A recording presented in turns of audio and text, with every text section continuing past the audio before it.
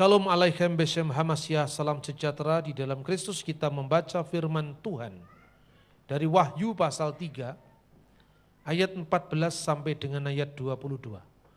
Kita akan membaca firman ini dengan berbalasan. Saya membaca ayat 14, jemaat bersama-sama ayat 15, berbalasan sampai ayat 22.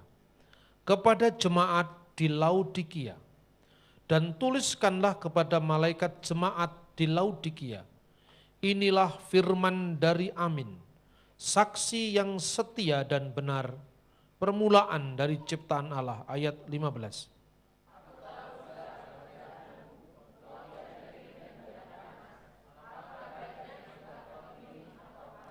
Jadi karena engkau suam-suam kuku dan tidak dingin atau panas, aku akan memuntahkan engkau dari mulutku.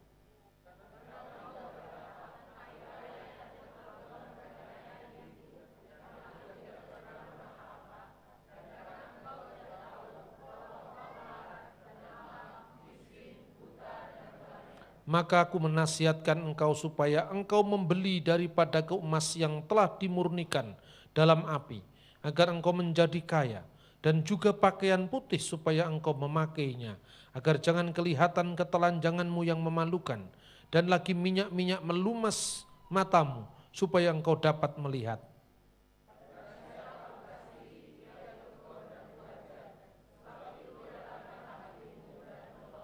Lihat, aku berdiri di muka pintu dan mengetuk.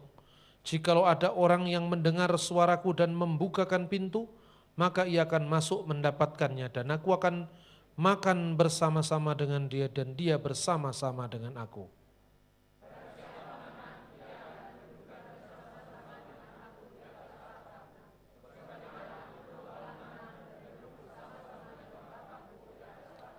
Siapa bertelinga hendaklah mendengarkan apa yang dikatakan Roh kepada jemaat-jemaat. Amin. Sudah dikasih oleh Tuhan Yesus, Laodikia adalah satu di antara 7 gereja yang tersebar di Asia Kecil. Yang disebut Asia Kecil sekarang ini adalah wilayah Turki.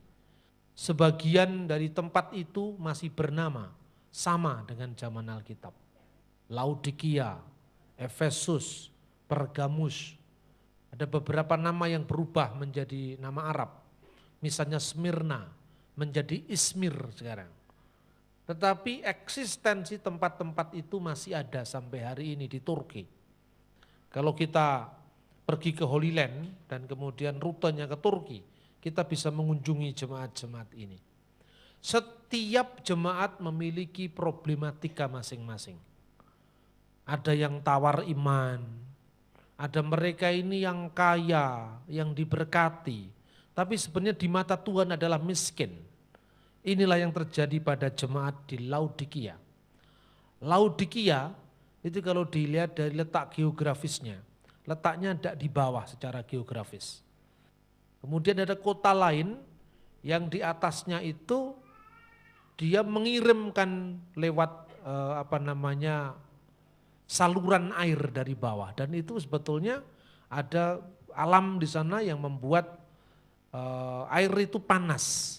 Dari atas itu panas seperti mungkin belerang atau apa gitu ya. Kemudian ketika sampai lewat saluran air yang disalurkan dari atas sampai ke bawah itu, sampai Laodikia tidak panas lagi, menjadi suam, hangat-hangat saja. Tidak dingin tapi juga tidak panas. Ini menjadi gambaran. Jadi kondisi alam itu disindir sama Tuhan. Imanmu itu seperti air yang kamu lihat sehari-hari. Kamu tidak panas seperti yang di atas itu. Tapi juga tidak dingin sekalian seperti yang di bawah sana. Hanya suam-suam saja. Problem apa yang dihadapi oleh jemaat Laodikia? Secara finansial, Laodikia itu kota yang kaya. Pada abad pertama, dia memiliki kekayaan yang luar biasa, makanya digambarkan dengan emas dan perak. Bagi zaman dahulu, emas dan perak itu adalah simbol dari kekayaan. Makanya tidak hanya di budaya Israel, di budaya India, Cina, Mesopotamia, emas dan perak itu merupakan simbol kekayaan. Kalau Anda membaca teks-teks zaman Ramayana, itu kira-kira tahun 120 Masehi. Indonesia itu disebut di kitab Ramayana India, disebut dengan Yatnawanto Jawa Dwipam Saptaraju Pasubitam. Jelajahilah pulau Jawa yang dihiasi dengan 7 kerajaan. Suwarna Rupiaka Dwipam, pulau emas dan perak. Yang dimaksudkan sini mungkin Bukit Tinggi Sumatera. Mungkin juga adalah Papua. Itu abad kedua Masehi. Jadi artinya emas dan perak itu bukan hanya di Laodikia, di Timur Tengah, dimanapun simbol dari kekayaan yang berkat luar biasa. Petrus berkata, emas dan perak tidak ada padaku. Tetapi yang ada padaku, dalam nama Yesus bangkit dan berjalanlah. Artinya apa? Emas dan perak itu simbol kekayaan. Yang kedua, selain dia kaya, Laodikia, berbeda dengan jemaat yang lain, dia lebih kaya. Dia memiliki, waktu itu kalau zaman sekarang ya kira-kira disebut pabrik lah. Industri besar kain linen. Kain linen yang terkenal di Timur Tengah adalah Laodikia pada zaman itu. Kain linen itu kain yang kualitasnya terbagus. Ya kan? Yang ketiga, dia punya teknologi pelumas mata. Nah, 3 ini menandai kekayaan atau properti dari Laodikia. Emas perak yang menimbulkan kekayaan. Kenapa dia kaya? Dia punya teknologi pelumas mata. Dia memiliki pabrik linen. Kurang apa coba? Tapi di mata Tuhan, aku menasihatkan engkau supaya engkau membeli daripadaku emas yang dimurnikan dari api, agar engkau menjadi kaya. Jadi di mata Tuhan dia miskin. Di mata Tuhan, ayat 17, karena engkau berkata aku kaya, dia merasa kaya kan. Tapi di mata Tuhan dia miskin. Aku telah memperkayakan diriku dan tidak kekurangan apa-apa. Itu sombongnya mengatakan, aku tidak kekurangan apa-apa. Dan karena engkau tidak tahu, kata Tuhan, bahwa engkau melarat, malang, miskin, buta dan telanjang. Coba renungi ayat ini. Engkau melarat, padahal dia di tengah limpahan harta. Engkau adalah malang, miskin, buta, padahal dia punya pabrik pelumas mata. Dan telanjang, padahal dia punya pabrik linen. Jadi kekayaan kita itu di mata Tuhan gak ada artinya. Apabila tidak dibaktikan untuk kerajaan Allah. Kita membaca ayat berikutnya. Oleh karena itu aku menasihatkan kepada engkau agar engkau membeli daripadaku emas yang dimurnikan dengan api. Bukan emas perak dunia tapi firman Allah yang memurnikan engkau. Itulah kekayaanmu yang sebenarnya. Emas yang dimurnikan dengan api, itu simbol dari firman Allah. Agar engkau menjadi kaya, kaya beneran. Bukan hanya kaya, seperti yang kamu klaim, aku sudah kaya dan memperkayakan diriku. Dan juga pakaian putih, supaya engkau memakainya. Dan jangan kelihatan ketelanjanganmu yang memalukan. Engkau punya pabrik linen. Padahal sebenarnya itu tidak ada apa-apanya di mata Tuhan. Supaya engkau memakai pakaian putih adalah lambang dari kesucian, lambang dari ketulusan, lambang dari penyerahan diri, lambang dari kemurnian. Supaya engkau memakainya dan tidak kelihatan ketelanjanganmu yang memalukan. Dan lagi minyak untuk melumas matamu agar engkau melihat. Padahal dia punya pabrik untuk pelumas mata. Anda membaca gitu, Laodikia in the first century itu ada di Google. Anda lihat bagaimana kota Laodikia dengan kekayaan yang luar biasa. Tapi di mata Tuhan itu adalah nisbi. Maka aku menasihatkan kepadamu engkau membeli emas daripadaku. Kenapa kok membeli? Bukan memberi. Supaya engkau menerima tapi membeli. Karena jikalau engkau bisa membeli demi kekayaanmu, engkau tidak berbuat apa-apa untuk Tuhan. Engkau tidak peduli dengan yang miskin. Karena engkau merasa cukup. Engkau tidak peduli dengan kerajaan Allah karena engkau tidak punya hati di sana. Jikalau engkau bisa membeli di sana, engkau harus membeli daripadaku.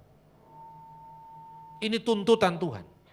Maka Tuhan berkata, barang siapa ku kasih, ku tegur dan ku hajar, sebab itu relakanlah hatimu dan bertobatlah.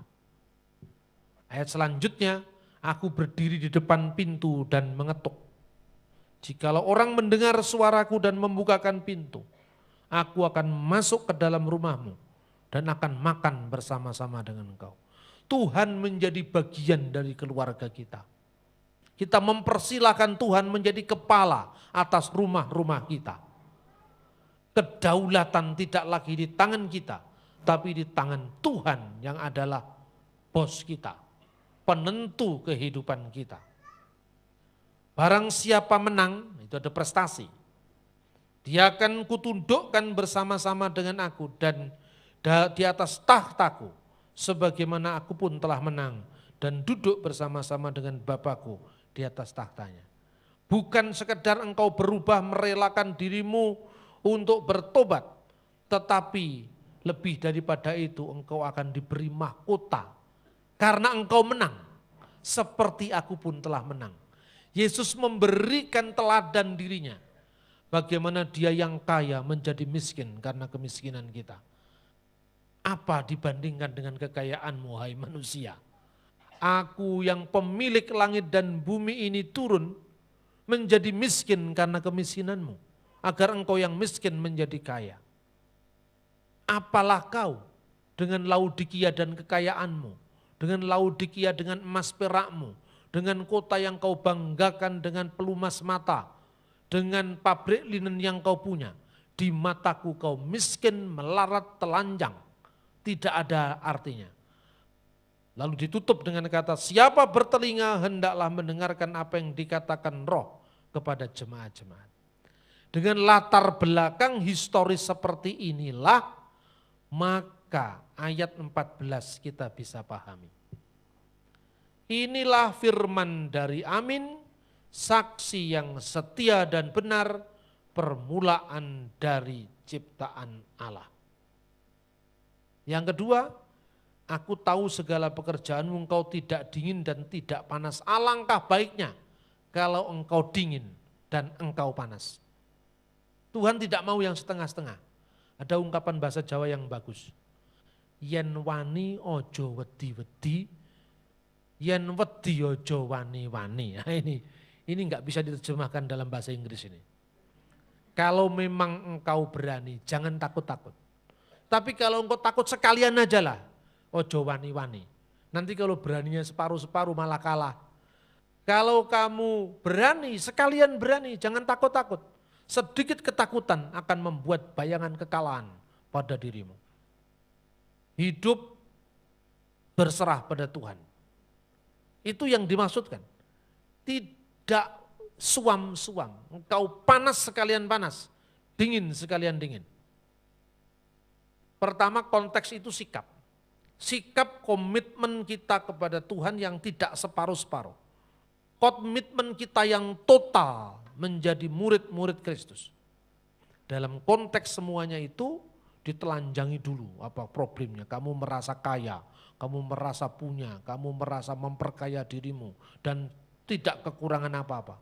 Di mata Tuhan dibelejetin satu-satu. Kamu sebenarnya miskin, telanjang, buta. Apa yang kamu tonjolkan? Ayat ini bisa dipahami. Inilah firman dari Amin, saksi yang setia dan benar. Permulaan ciptaan Allah. Kata ini disalahpahami oleh saksi Yehova. Jadi artinya saya tunjukkan backgroundnya dulu, Laodikia dan problem jemaat di sana, maka firman Tuhan bisa dipahami. Orang saksi Yehova mengartikan permulaan ciptaan Allah itu. Yesus itu ciptaan mula-mula. Jadi dia itu ciptaan, bukan Allah. Kira-kira seperti itu. Bagaimana kita menjawab? Bahkan bukan hanya saksi Yehova. Ada seorang pendeta senior yang sudah sepuh ya, di Semarang. Dia mengatakan Yesus itu Tuhan. Tapi dia itu juga ciptaan Tuhan. Itu piye ajaran kayak gini. Yesus itu Tuhan tapi juga ciptaan Tuhan. Ini Alkitab loh yang bilang. Saya nanya ke Tuhan langsung. Dan Tuhan bilang.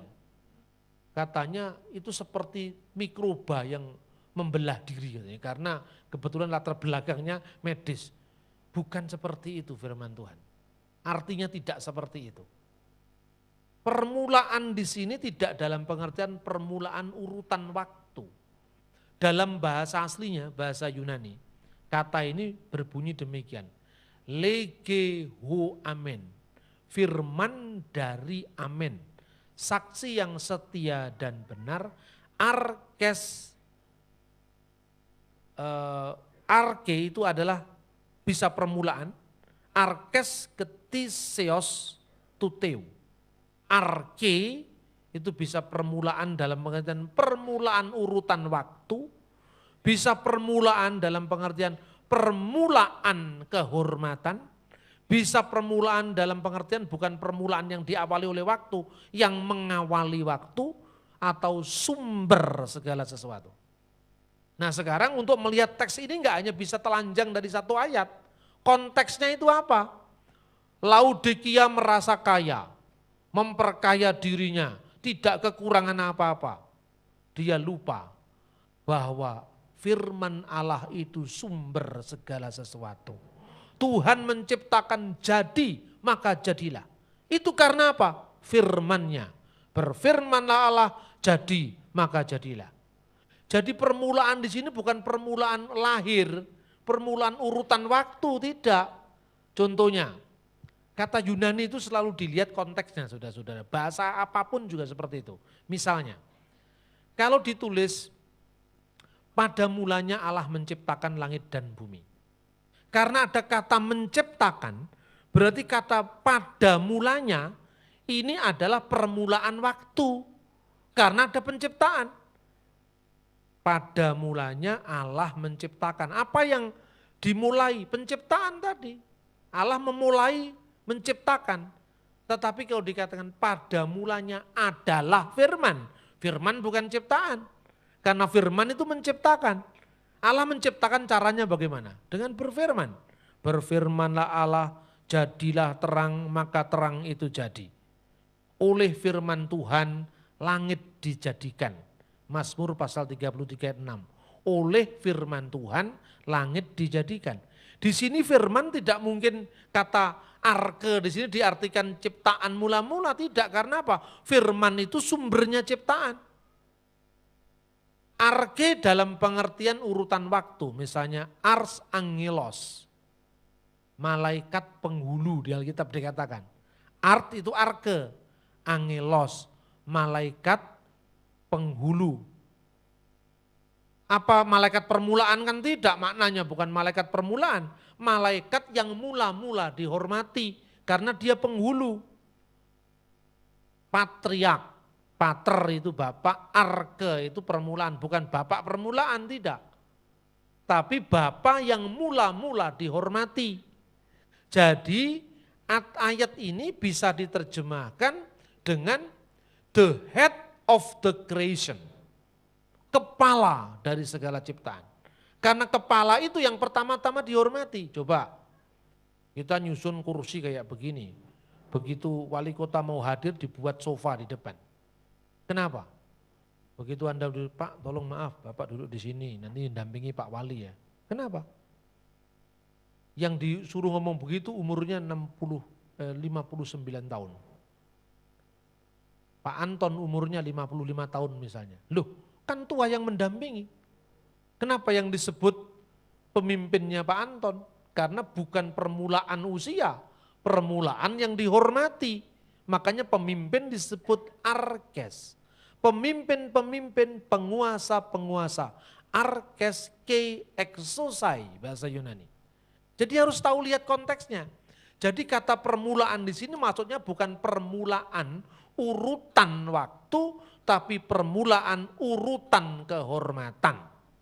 Jadi Yesus itu bukan ciptaan, tetapi pencipta karena dia firman Allah. Pada mulanya adalah firman, Yohanes 1 ayat 1. Firman itu bersama-sama dengan Allah. Dan firman itu adalah Allah. Ayat 3, segala sesuatu dijadikan oleh Dia. Dan tanpa Dia tidak ada sesuatu pun yang telah jadi dari segala yang telah dijadikan. Kata Dia ini menunjuk siapa? Menunjuk kepada firman. Orang mengatakan, loh Pak, kalau Yesus tidak ada yang bisa datang kepada Bapa kalau tidak melalui aku. Yesus kan baru ada setelah abad pertama, dilahirkan oleh Bunda Maria. Nah sebelum ada Yesus, lalu bagaimana orang keselamatannya? Orang lupa dengan firman Tuhan. Sebelum Abraham jadi, aku sudah ada. Yang ada sebelum Abraham ada ketika Yesus berkata, amin amin lego humin. Yohanes pasal 8 ayat 58. Pren Abraham genestai ego eimi. Sebelum Abraham menjadi aku sudah ada. Ini bukan ada fisiknya Yesus. Tetapi ada sebagai firman. Pada mulanya adalah firman. Firman itu bersama-sama dengan Allah dan firman itu adalah Allah. Dalam bahasa Arab ini disebut fil mutlak. Dalam Alkitab bahasa Arab yang dipakai di gereja-gereja timur itu di Syria, di Mesir, di Timur Tengah yang lain itu digunakan fil mutlak. Kata kerja yang menunjukkan absolutitas. Makanya dalam Alkitab bahasa Arab diterjemahkan begini. Al-haqqo aqulul lakum qabla an yulada Ibrahim annaka inu al-masdu lillahi daiman. Ini bukan Al-Quran, ini Injil Yohanes. Pasal 8-50, artinya yaitu yang tertulis itu. Ya kan? Orang Indonesia kan lihat pokoknya Arab itu mesti Islam. Arab pati genah ya Islam, ya kan? Arab itu tidak harus Islam. Sebelum orang Islam itu ada Arabnya di Alkitab loh, pencurahan Roh Kudus itu ada orang Arab. Coba ada baca di Kisah Rasul pasal 2 itu. Pendatang dari Roma dan orang Arab, cari orang Cina kan enggak ada di situ. Orang Batak, orang Jawa enggak ada di situ. Kok Anda merasa lebih Kristen? Orang-orang Arab itu mengenal Injil sejak Pentakosta. Nah gara-gara ada agama Islam, kita kemudian Arab itu Islam Pak, kita alergi dengan segala macam yang berbau Arab, ya kan? Nah orang Islamnya juga gitu, merasa lebih Arab ketimbang orang Arab. Khususnya Malaysia dan Indonesia ya kan? Ini memang manusia-manusia aneh begini, susah. Karena apa? Ketanggung kita ini. Orang Malaysia juga gitu, merasa lebih Arab ketimbang orang Arab. Kata Allah nggak boleh dipakai, karena itu hanya miliknya umat Islam. Nah sebelum zaman Islam bapaknya Nabi namanya Abdullah. Berarti artinya hamba Allah, kan sudah ada kata Allah sebelum zaman Muhammad. Nah terus ketika ada kata Allah itu agamanya apa? Wong Islam belum ada. Yang ada Yahudi dan Kristen. Iya kan? Kristennya sekarang ikut-ikut, nggak mau pakai kata Allah. Nah ini kan sudah rusak semua ini. Iya kan? Ini pikirannya sudah rusak semua ini kan. Di Malang mulai ada itu. Gereja apa itu? YAS itu. Yakin hidup sukses. Baru yakin kita sudah sukses. Ya. Itu aneh-aneh sekarang ini. Makanya problem gereja itu bertumpuk-tumpuk. Karena kita ini apa ya? Latah dan kita tidak ahli ngomong gitu loh. Makanya itu kalau enggak benar-benar ahli jangan bicara. Bicaralah apa yang kau ketahui. Saya ngomong sama teman-teman kelompok Yahweh. Dasarnya apa kamu itu mengembalikan nama Yahweh di perjanjian baru? Itu karena nama Tuhan Pak. Nah iya terus nama Tuhan itu dasarmu apa? Dasarnya firman. Semua ayat yang dikutip perjanjian lama. Saya minta satu ayat saja di perjanjian baru, jangan perjanjian lama. Kalau di perjanjian lama kita yakin memang iya ada. Masalahnya ada tertulis tidak dibaca. Gitu loh contohnya. Orang Yahudi membaca Markus pasal 12 ayat 29 itu kan kutipan dari Ulangan pasal 6 ayat 4 kan. Gak percaya sama saya baca di YouTube sajalah. Klik Anda buka YouTube ya. Terus Anda tulis reciting the Shema. S-H-E-M-A in Hebrew. Anda tulis gitu. Itu orang Yahudi tuh. Itu akan dibaca begini. Shema Yisrael Adonai Elohenu Adonai Echad. Ini Yahudi nih. Jadi sebelum Islam ngaji, Yahudi sudah ngaji. Ya toh? Artinya dengarkanlah wahai Israel, Yahweh aslinya di situ. Adonai itu Yahweh aslinya. Elohenu Adonai Echad. Karena rasul-rasul enggak pernah ngomong Yahweh, ngomongnya Adonai, maka ketika nulis perjanjian baru ditulis Kurios.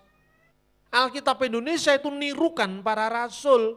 Karena para rasul tidak pernah ngomong Yahweh, ya ditulis Kurios. Selesai. Tapi Yesus kan mengatakan, dikuduskanlah namamu. Siapa namanya? Si Kristen jawab, namanya Yesus. Yesus kan nama anaknya. Nama bapaknya siapa? Ya Bapak. Bapak itu jabatan bukan nama. Siapa namanya? Dikejar terus. Yahweh namanya. Nah itu kan ketoknya bener tapi salah. Karena apa? Kalau membaca ayat jangan hanya ayat itu saja. Ini kan terucap di doa Bapa kami di apa itu Matius pasal 9. Coba cari. Sebelum ayat itu, setelah ayat itu seluruh perjanjian baru ada enggak nama Yahweh? Kalau tidak ada berarti nama bukan dalam pengertian nama seperti kamu pahami. Namanya Joko Widodo, Ahok, bukan itu. Coba sekarang kalau kita membaca di Alkitab. Nama Tuhan adalah menara yang kuat. Ya, nama Tuhan adalah menara yang kuat. Itu yang kuat itu nama-nama hurufnya atau pribadinya? Bukan huruf-hurufnya. Nama Tuhan, menara yang kuat. Sebentar Pak, huruf hanya copot. Bukan begitu kan? Di peristiwa Menara Babel, Kejadian 11. Marilah kita mendirikan bangunan yang mencakar langit itu. Marilah kita mencari nama. Ya yang membangun Menara Babel itu umurnya berapa kira-kira? Enggak dicatat dalam Alkitab kan? Orang-orang Timur Tengah itu yang dewasa umur 16 tahun ke atas itu. 16 tahun di bawah 17 lah kalau orang Timur Tengah itu. 20 tahun, katakanlah umurnya 20, 25, 30. Mereka membangun Menara Babel. Apa mereka mengatakan, apa sebelumnya umurmu berapa kamu ketika membangun menara ini? 25 Pak. Umur 25 belum dikasih nama sama Tuhan kamu, sama bapakmu. Belum Pak, belum punya nama, makanya saya cari nama dengan membangun menara. Kalau cari nama ditulis saja di akte, enggak usah membangun menara. Mencari nama di sini artinya bukan belum punya nama, mencari kedudukan, mencari popularitas gitu loh. Jadi nama itu bukan dalam pengertian seperti nama Bambang Gentolet, Bambang SBY, bukan itu. Nama bagi Tuhan itu pribadi di balik yang dinamakan itu loh. Dan teksnya enggak ada. Terus bukti, naskah-naskah Alkitab dari abad pertama sampai sekarang tidak satu pun menyebut kata Yahweh. Anda kepingin tahu ini, di Museum Jenewa sana. Di namanya Biblioteca Budmeriana di Jenewa. Itu menyimpan naskah Alkitab Injil Yohanes, namanya P66, Papirus 66, dari tahun 120 Masehi. Ketika Injil Yohanes mengutip kata-kata, persiapkanlah jalan bagi Tuhan. Derek, ya apa itu, Yahweh, jalan bagi Tuhan. Ya kan? Di dalam bahasa Yunani ditulis di situ kan, Eteunate ten hudon kurion. Jadi derek Yahweh diterjemahkan hudon kurion, bukan hudon Yahweh. Maka sudah benar kalau dikatakan persiapkan jalan bagi Tuhan, bukan persiapkan jalan bagi Yahweh. Karena teksnya tidak ada. Saya kejar terus. Lah ini naskah jumlahnya 5.000 perjanjian baru itu. Dari abad pertama, kedua, ketiga, keempat sampai sekarang tak sepotong pun ada kata Yahweh. Kok sampean mau mengembalikan kata Yahweh itu? Dasarnya apa? Dasarnya firman, firman yang mana? Wong firmannya ndak ada kata Yahweh. Iya toh? Dikuduskanlah namamu, itu tafsirmu bukan firman Tuhan. Nyatanya firmannya ndak seperti itu. Kan gitu kan? Lama-lama kepepet. Beberapa teman mengatakan, kita nunggu ketemu Pak. Nanti kalau naskah aslinya ketemu. Loh kalau naskahnya belum ketemu jangan bikin gereja dulu. Nunggu ketemu naskahnya. Kan gitu kan? Loh ini loh, kita orang Kristen seringkali dipakai oleh golongannya genderuwo buto hijau itu. Di otak kita ini diputer-puter supaya kita tidak bekerja untuk Tuhan. Supaya misi kita dibatalkan. Supaya kita tidak memberitakan kabar baik. Maka otak kita ini dibegal kalau katanya orang Jawa. Yang begal itu golongannya demit dan sebagainya itu. Karena apa? Setiap gerakan yang menghalangi pewartaan firman Tuhan tidak lain hanya dia, sadar atau tidak sadar. Makanya firman Tuhan berkata, umatku binasa karena mereka tidak berpengetahuan. Kalau Anda belum bisa sampai ke Jenewa, kunjungilah The Museum Cafe. Nah, ini pesan sponsornya ini. Anda bisa datang ke jalan Panji Suroso. Saya memang punya visi besar untuk ini. Supaya apa? Orang datang sambil minum kopi tapi lihat Alkitab. Di sana saya pasang The Museum Cafe itu The Dead Sea Scroll, kitab Nabi Yesaya yang berasal dari tahun 120 sebelum Masehi. Terus Anda mengatakan ini palsu sing endi? Ini mulai tahun 150 sebelum Masehi sampai zaman sekarang itu enggak beda. Kitab Kejadian ini, kitab Kejadian pasal 1 huruf Ibrani zamannya Hasmunaim, abad 3 sebelum Masehi. Bunyinya sama. Bereshit bara Elohim et hasamayim ve'et sa'aret. Ya kan? Terus orang Samaria menulis kitab Taurat Samaria. 3 agama yang terpisah kitabnya satu. Kristen kitabnya Perjanjian Lama plus Perjanjian Baru. Yahudi kitabnya Perjanjian Lama saja, tidak percaya Perjanjian Baru. Samaria kitabnya Taurat saja, tidak percaya nabi-nabi dan yang lain-lain. Maka orang Samaria hanya percaya Kejadian, Keluaran, Imamat, Bilangan, Ulangan. Yosua ke bawah enggak diterima. Orang Yahudi hanya percaya Kejadian sampai Ulangan sampai Maleaki. Kristen percaya semua Perjanjian Lama plus Perjanjian Baru. Tetapi Tauratnya Samaria, Tauratnya Yahudi, Tauratnya Kristen satu.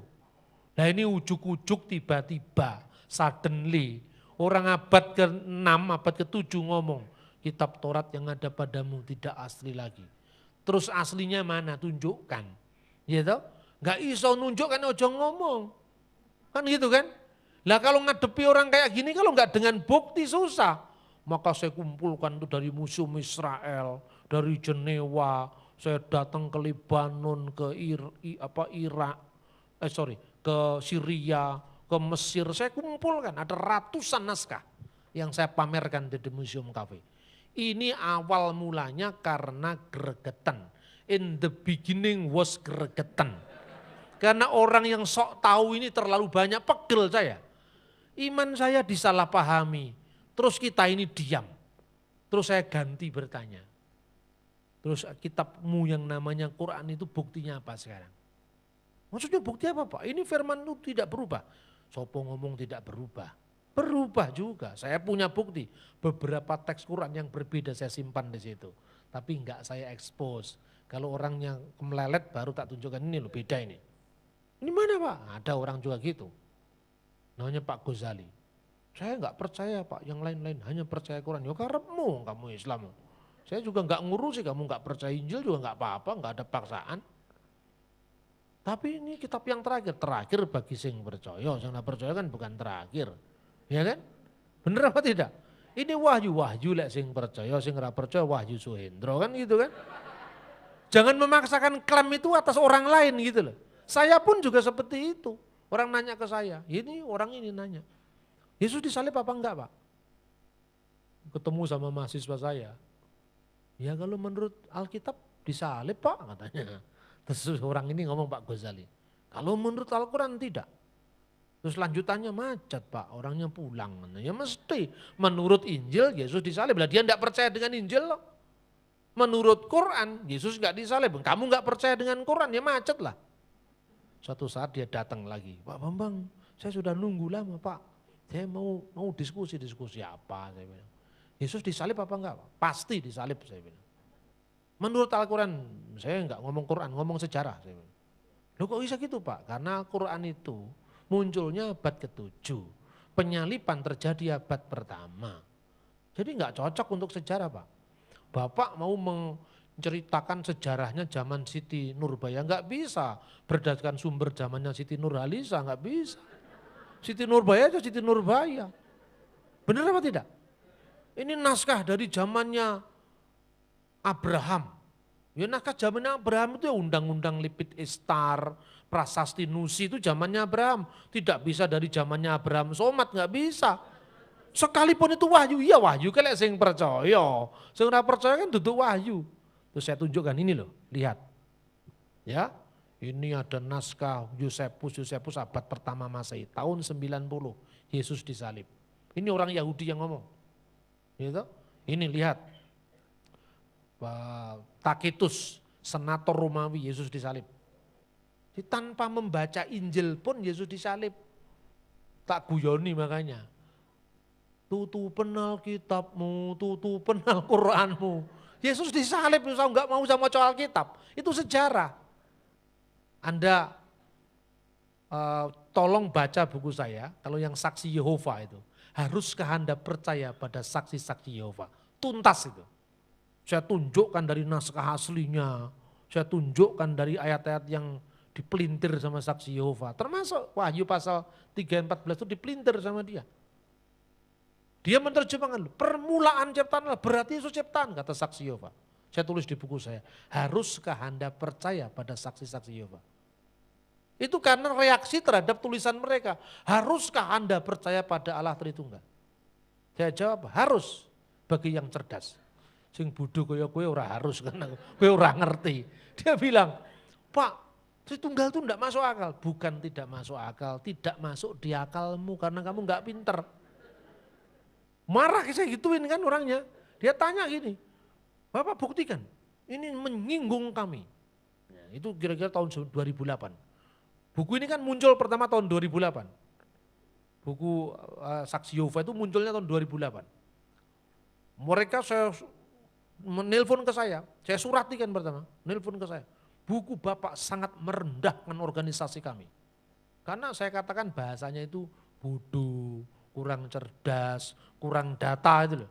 Selama ini kan orang-orang kesana kan enggak punya bahasa kayak gitu. Saya sampai ditegur salah seorang hamba Tuhan senior, Pak Bambang, apa tidak ada kata yang lebih halus daripada kata goblok Pak? Enggak ada loh Pak, saya sudah cari itu enggak ada. Itu paling tepat itu. Nah, tapi saya enggak berani ngelawan hamba Tuhan yang lebih tua dari saya enggak berani. Cuma saya guyoni saja. Kalau misalnya itu bahasanya santun kan lebih baik Pak. Santun kalau untuk orang lain Pak, untuk kelompok yang satu ini, spesies yang satu ini. Enggak bisa santun Pak, spesies yang satu ini. Karena apa? Orang itu kalau merasa tahu, terus Anda katakan sesat, itu enggak mempan. Coba Anda ngomong saksi Yehova itu sesat. Teman saya ini Pak Anton, orangnya di Wagir sana. Orangnya itu memang ya pejabat pemerintah tapi agak kusru. Dia dikunjungi saksi Yehova, diajak diskusi Alkitab, tapi dia enggak punya bahan. Terus dia ngomong gini, Pak ada Alkitab. Dia marah, ada. Diambilkan Alkitab bahasa Madura. Jadi kalau dikatakan perintah Tuhan yang pertama parentahna Gusti Allah kasetong. Kan enggak bisa dia ngomongnya. Enggak bisa Pak, ya sudah punya saya cuma itu katanya. Pulang, pikirannya udah selesai dia. Enggak beberapa lama ini dia datang bawa temennya. Bawain Alkitab. Ini kalau Bapak enggak punya bahasa Indonesia ini Pak saya kasih Alkitab. Waduh pusing saya Pak, terus gimana? Datang lagi. Saya lagi siram-siram air, pura-pura saya enggak tahu, saya semprot mukanya katanya. Malah keluar ayat itu semprot mukanya itu. Ingatlah ketika dunia menolak kamu. Dia terlebih dahulu telah menolak aku. Coba angel kan. Itu karena apa? Dia merasa tahu Anda ladeni kasar enggak bisa. Dengan kesalahan enggak bisa. Anda katakan kamu sesat. Kamu sesat. Ya dunia sudah menolak saya sebelum dunia menolak kamu. Tapi begitu saya katakan kamu goblok. Stres dia kan. Karena dia merasa pinter gitu loh. Itu terapi penyembuhan. Orang sakit pikiran itu cara penyembuhan kayak orang ayan itu. Saksi Yehova itu kan ayan rohani. Orang ayan itu kalau dilus-lus begini enggak sembuh-sembuh, malah mati. Tapi kalau dibentak sembuh dia ternyata. Disadarkan kamu ini salah. Terus dia membantah saya. Begini ceritanya. Menurut Bapak Yesus itu siapa? Yesus itu ya Tuhan, Yesus itu ya Allah. Nah, kalau nyanyi kan Yesus Tuhan dan Allah kami ya. Our Lord and our God. Yesus itu our Lord Pak, it's no problem, enggak masalah, kami percaya, oke. Kalau Allah, enggak ada ayatnya Pak, di mana ayatnya? Mana ada, akulah Allah, sembahlah aku, enggak ada. Ya memang tidak ada, Wong orang Yahudi itu nyebut nama Tuhan aja nggak boleh. Dia menyebut dengan sandi atau samaran, apalagi ngomong vulgar itu enggak mungkin, enggak cocok dengan kebudayaannya. Ya kan? Sama dengan Anda ngomong kepada orang Jawa. Orang Jawa apalagi keraton Solo, pangkatnya Kanjeng Pangeran. Misalnya, Anda tuh, kalau orang Batak atau orang Barat ya, anak kecil lagi mainan di belakangnya jok mobil, kakaknya udah dewasa kakaknya, lagi nyetir, rem mendadak, adiknya yang mainan tadi, batuke terbentur dengan jok mobil tadi. Dia bilang apa? What happened John? Saya duduk di sampingnya. Oh ini kalau adik saya tak ketak ini, katanya apa? Masa jambal karo kakaknya? Apalagi dengan bapak. Coba Anda sekarang jambal kepada bapakmu. Iya kan? Dikatakan namanya Prawiro Dirjo. Hei Prawiro Dirjo, katanya. Oh tak jejek pisan kan gitu kan. Pangkatmu apa kamu tuh anak saya gitu kan. Nah sekarang orang ngomong Yahweh itu jangkar. Yahweh Tuhan kami lu masa ngomong gitu. Itu enggak cocok dengan kebudayaan Yahudi. Yesus itu orang Yahudi bukan orang Washington. Yesus itu bukan orang Amerika, dia orang Yahudi. Artinya apa? Alkitab itu muncul dari budaya Israel. Jadi jelas tidak bisa seperti orang saksi Yehova kan Yahweh, Yehova. Kalau kelompok ini kan Yahweh. Intinya sama saja. Tapi Yesus tidak pernah mengklaim bahwa nama Yahweh dipertahankan. Terbukti di seluruh perjanjian baru nihil. Tidak satu pun ada kata Yahweh. Nah karena itu harus memahami perjanjian baru dalam konteks perjanjian baru. Yesus firman Allah, firman itu adalah Allah. Nah, coba Bapak baca ayatnya. Pada mulanya adalah firman. Firman itu bersama-sama dengan stop. Oh, kurang ajar sekali. Kalau Yohanes bersama-sama dengan Markus, apakah Markus adalah Yohanes? Yohanes bersama-sama dengan Markus. Ya Markus, ya Markus. Yohanes dan Yohanes. Yohanes apa bukan Pak? Bukan. Sekarang saya bandingkan. Kalau firman bersama-sama dengan Allah, apakah firman adalah Allah? Ya. Bapak tidak konsisten. Nah, katanya saksi Yehova. Oh bukan saya tidak konsisten. Kamu yang tidak bisa membedakan satu Tuhan dengan satu bakpao. Nah kok bisa Pak? Loh jelas toh. Sekarang kalau katakan benda A bersama benda B, bersama-sama A bukan B. Sekarang kalau saya katakan roh saya bersama-sama dengan saya. Apakah roh saya bukan saya? Lu kok gitu Pak? Lah kowe bodoh masalahnya. Salah kalau kamu perumpamaannya salah. Nih kurang jelas lagi. 3 bakpao diambil 1 bakpao tinggal berapa? Tinggal 2 Pak, itu karena bilangan. Sekarang saya mau tanya. Keahlian bikin bakpao diajarkan pada 100 ibu. Yang akhirnya 100 ibu ini pinter bikin bakpao setelah diajari ilmu bakpaologi. Pertanyaannya, setelah ilmumu diajarkan pada 100 ibu, apakah ilmumu berkurang 100? Tidak Pak, kenapa kok tidak berkurang? Karena ilmu itu bukan sesuatu yang bersifat fisik. Kan gitu kan? Yohanes bersama-sama dengan Markus. Ya Yohanes jelas bukan Markus. Karena gundulnya Yohanes, gundulnya Markus, endasmu itu kan terpisah satu sama lain. Benar apa tidak? Ini logikanya tidak jalan gitu loh. Saya berikan contoh sekarang. Innallaha ma'asobirin, kata saudara muslim. Allah beserta dengan orang-orang yang sabar. Hitung berapa jumlah orang yang sabar di kota Malang. Oh banyak Pak, 5.000, 10.000. Itu berarti di 10.000 tempat yang berbeda, pada jam saat yang sama, Tuhan yang satu bersama dengan 10.000 orang di 10.000 tempat yang berbeda-beda. Opo Gusti Allah jadi 10.000? Loh enggak Pak, tidak ada mustahil bagi Allah. Lambemu yang ngomong. Kalau tadi Tritunggal kamu ngomong katanya enggak masuk akal. Sekarang ini enggak ada mustahil bagi Allah. Otakmu itu enggak cerdas, harus dibenerin itu cara berpikirnya. Saya bilang begitu. Benar apa tidak? Kalau Anda berdoa, Bapa kami yang di surga. Surga itu alamatnya mana? Kata orang Buddha. Ya kan? Kenapa kita melihat ke atas, menengadah ke atas? Apa surga itu ada di atas? Di mata Tuhan tidak atas, tidak ada bawah. Tuhan itu melampaui ruang, waktu, dan keterbatasan kita. Kalau Tuhan hadir di sini, sekaligus bisa hadir di sana. Karena Allah itu ada di mana-mana. Sekalipun Allah itu satu. Apa pernah Anda berdoa konfirmasi Tuhan? Kenapa doa saya enggak dijawab? Minggu terakhir ini saya sibuk di diaspora. Jadi tolong minggu depan saja jawabannya. Masa itu Tuhan? Tuhan itu maha hadir di mana-mana. Anakku, kenapa aku tidak menjawab doamu? Kamu berdoa menghadap ke timur. Waktu itu saya sedang menghadap ke barat. Jadi saya enggak tahu kalau kamu di belakang saya, masa begitu? Loh Tuhan maha hadir kok diumpamakan dengan gundulnya Yohanes dengan dasnya sampean. Enggak bisa. Harus memakai logika metafisika teologia. Meta itu di sebalik yang fisik. Jadi Tuhan itu hadir di mana-mana. Jangan membayangkan Tuhan itu seperti benda. Inilah Tritunggal. Begitu juga ketika dia bicara tentang arke. Ini kan permulaan, ini firman Tuhan. Saya kasih informasi pada Anda. Lembaga Alkitab sekarang sudah menerbitkan Alkitab Yunani Indonesia. Beli di Sati. Di sana ada lembaga Alkitab Yunani Indonesia diterbitkan. Sejak tahun 1984 kalau nggak salah. Tapi Alkitab itu enggak pernah laku. Karena orang Kristen itu kalau penting baca Alkitab yang penting artinya. Walaupun tidak tahu aslinya. Ya toh? Ibrani Indonesia itu terbit tahun 2001. 99, 2000. Arab Indonesia terbit tahun 2003. Kebetulan saya sebagai salah satu tim pembacanya dari Lembaga Alkitab Indonesia untuk terbitan Arab Indonesia. Itu sudah ada. Koleksi itu di ruang kita masing-masing.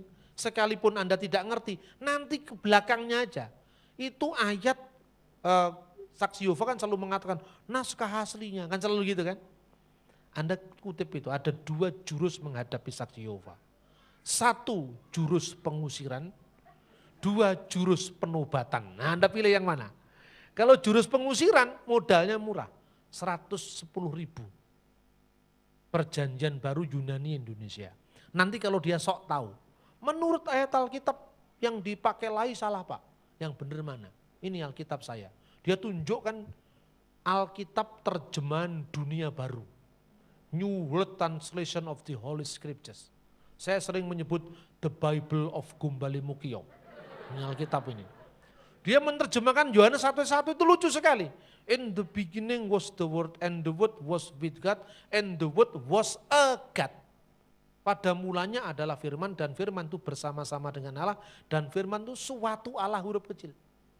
Terus saya katakan, firman itu Allah apa bukan? Bukan Pak, firman itu suatu Allah. Terus suatu Allah itu saya tanya itu Gusti Allah jumlahnya piro? 1 Pak, ya Allah itu Yehuwa. Lah kok Yesus disebut Allah? Mirip Allah Pak, makanya disebut Allah katanya. Ini Saksi Yehova itu ngomong begitu. Nah sekarang oke. Padahal ayat Alkitab mengatakan tidak ada ilah lain kecuali aku. Iya kan? Nah kamu bikin ilah lain lagi. Namanya Allah yang huruf kecil tadi. Nah terus Allah yang huruf kecil itu yang menciptakan siapa? Ya Allah Pak. Allah menciptakan Allah huruf kecil. Iya Pak. Allah menciptakan dengan apa? Maksudnya Bapak apa? Lah bodoh lagi kamu. Allah menciptakan dunia dengan seisinya itu apa? Enggak ngerti kamu, saya bimbing. Baca Mazmur 33:6. Oleh firman Tuhan langit dijadikan. Langit, bumi, laut seisinya. Baik yang kelihatan maupun yang tidak kelihatan. Gunung yang tinggi, laut, samudra, pantai, pohon-pohon, sapi, wedus gembel. Semua diciptakan Tuhan. Termasuk yang tidak kelihatan, jin, setan, peri, perayangan, gandarwo, tetean, ilu-ilu, banaspati, jerangkong, eklek-eklek, semua diciptakan oleh Tuhan. Lelembut-lelembut itu ya kan, yang kelihatan dan yang tidak kelihatan diciptakan oleh Tuhan. Dengan apa Tuhan menciptakan? Dengan firman-Nya. Oke, sekarang saya mau tanya, firman Tuhan diciptakan apa enggak? Sama Saksi Yehova. Diciptakan Pak. Terus Tuhan menciptakan dengan apa? Dengan firman, lah firman-Nya belum diciptakan kok. Firman mana? Ya tidak ada yang mustahil bagi lo, gundulmu itu lagi. Bingung lagi ngomong. Tuhan menciptakan dengan firman-Nya. Kamu mengatakan firman diciptakan. Firman mana yang menciptakan firman? Saya bentak orangnya. Loh Bapak jangan marah, kamu jangan bodoh terus. Makanya saya marah. Dengan apa Tuhan menciptakan firman-Nya? Ya belum ada jawabannya Pak.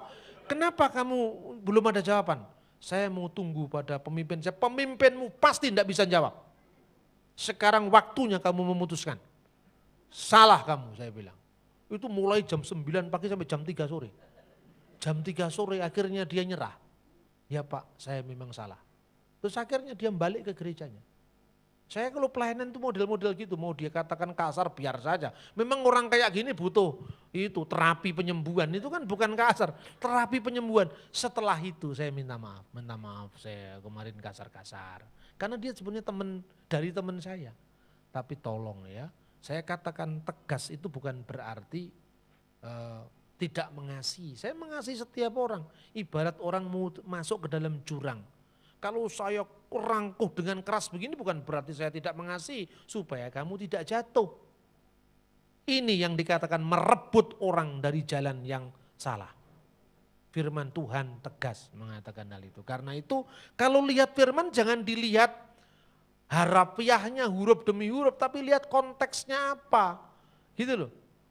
Saudara-saudara muslim kadang-kadang juga gitu, sok tahu juga. Tapi kalau ngadepi mereka saya enggak sekasar saksi Yehova. Ngadepi mereka harus halus, karena apa?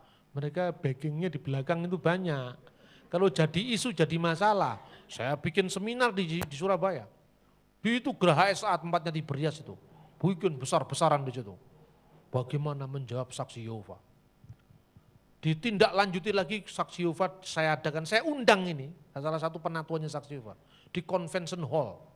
Itu bukunya itu ada, hasil diskusinya di depan itu. Saya bagikan di Convention Hall itu, pemimpinnya Safa hadir di situ. Saya kasih kesempatan, Mas, daripada sampean harus keluar masuk rumah kan capek. Saya kasih forum. Iya Pak, iya 2.000 orang yang hadir, saya bilang.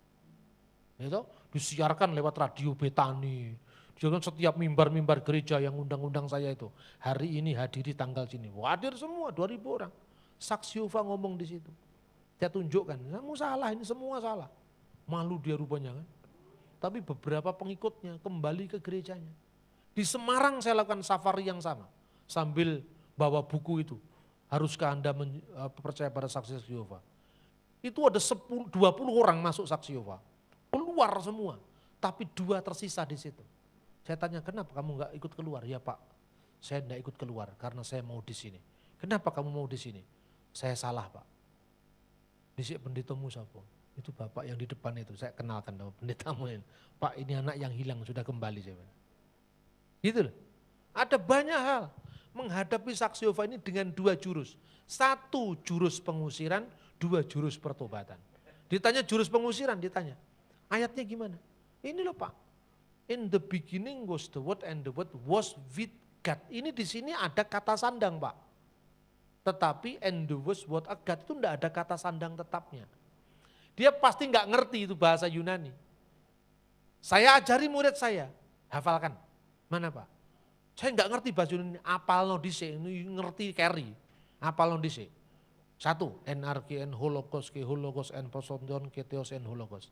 Ini jurus untuk nakut-nakuti orang. Jadi kalau dia ngutip bahasa aslinya, kamu kutip 1 ayat, dia langsung pamitan. Sebelum pamitan kuncinin dulu rumahmu itu. Suruh sampai tuntas duluan itu. Nah kalau dia kepingin loh, mana ayatnya? Pak, ini saya ada Alkitab Yunani Indonesia. Tolong ditunjukkan kata sandangnya yang mana. Yakin saya, pasti dia permisi pulang. Dan tidak sok tahu lagi. Itu jurus pengusiran. Modalnya 110.000. Beli Alkitab Yunani Indonesia. Yang kedua, jurus penobatan, belajar. Nah itu jurus penobatan kita mesti belajar. Anda ikut kelas pemuritan saya.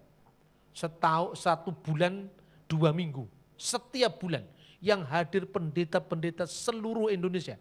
Dari Sabang sampai Merauke berjajar pulau-pulau. Itu hadir ke Malang. Ya kan? Sekarang lagi ada kelas sekarang. Ada pendeta GPI dari pendetanya Pak Bambang Yunan, dari Pak Niko, ada semua di Malang. Setiap bulan saya selenggarakan. Namanya Intensive Course on Christian Muslim Theological Dialogue. Kursus intensif untuk dialog Kristen Islam. Bahan-bahannya bagaimana menjawab Tritunggal, benarkah Yesus enggak disalib, benarkah Alkitab dipalsukan. Banyak begitu, Injil Barnabas, semua yang menjadi problem dalam dialog Kristen Islam tuntas di situ. Iska atau Ismail gitu-gitu yang di ini. Kalau soal lahir baru dan sebagainya itu tugasnya Pak Sudi itu. Itu bukan tugas saya, ya toh? Kita saling membagi tugas. Apalagi kalau Anda punya latar belakang yang sama dengan saya, itu bisa sangat menolong. Apa yang ditekankan dalam firman Tuhan hari ini yang pertama, bahwa Allah adalah sumber segala sesuatu lewat firman-Nya. Allah menegur kepada jemaat Laodikia, kamu merasa diri kaya, memperkaya dirimu, tidak kekurangan apa-apa, tidak, di mataku kamu miskin, telanjang, melarat, buta. Karena itu belilah daripadaku emas yang sudah dimurnikan, atau baju putih yang membuat ketelanjanganmu tidak kelihatan. Firman Tuhan, atau akan memberikan pada matamu supaya kamu bisa melihat. Di mata Tuhan kau punya pabrik linen, kau punya pelumas mata, itu nisbi yang punya segala sesuatu, yaitu firman Allah, sumber segala sesuatu. Kembalilah pada sumbermu, maka kita akan menemukan hidup yang sebenarnya. Hidup yang kekal di dalam Yesus Kristus, Tuhan dan Juru Selamat. Haleluya. Kita amini firman Tuhan ini, mari kita berdoa. Bapa di surga, terima kasih untuk firman-Mu. Terima kasih untuk lawatan-Mu Tuhan. Percaya Tuhan bahwa Engkau memiliki proyek di masing-masing dari kami. Pakailah kami sesuai dengan proyek-Mu Bapa. Secara khusus kami berdoa untuk pembangunan NICC Tuhan. Kami percaya bahwa tempat ini akan menjadi tempat di mana banyak jiwa akan berkumpul. Amen. Untuk mencari firman-Mu. Amen. Untuk menimba dari firman-Mu karena kehausan mereka. Amen. Untuk mencari kebenaran. Tuhan, Engkau akan mencukupi segala kebutuhan kami. Ajar kami untuk memberi seperti Engkau menantang jemaat di Laodikia untuk membeli. Tuhan Yesus, jikalau kami bisa memberi sesuatu yang hanya untuk urusan sehari-hari kami. Terlebih Tuhan, kami ingin memberikan sesuatu, baik uang kami, diri kami, komitmen kami, pengorbanan kami, fisik kami untuk hormat dan kemuliaan nama Tuhan. Terima kasih Bapa, terima kasih. Hamba-Mu di sini hanya menyiram, tetapi Roh Kudus yang memberikan pertumbuhan dari semua firman yang kami baca. Terima kasih Bapa untuk firman-Mu, terima kasih Bapa untuk kelawatan sabda-Mu. Kami bersyukur untuk itu di dalam nama Yesus Kristus, Tuhan Juru Selamat kami. Haleluya, semua yang diberkati dengan firman Tuhan, sama-sama kita ucapkan amin.